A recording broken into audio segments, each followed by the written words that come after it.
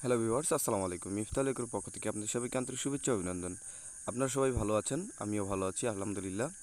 তো আজকে আমরা যাচ্ছি শহর মামাসহ আমাদের যে চায়না জালগুলো আছে সেগুলো ঝাড়তে। আর এই জালগুলোর ভিতরে একটা ঢুকছে ডোরা সাপ আর একটা ঢুকছে কুচিয়া, ঠিক আছে। দুইটাই মোটামুটি মাশাআল্লাহ অনেক বড়। তো মামা যে দেখার পরে যে ইয়েগুলো করতেছে, মানে সিনগুলো করতেছে, সেগুলো প্রত্যেকটাই হাস্যকর। তো দেখে না মাছটা, আর কুচিয়া মাছটা আর হচ্ছে আপনার যে ঢোরা সাপটা আছে সেটা অনেক বড়।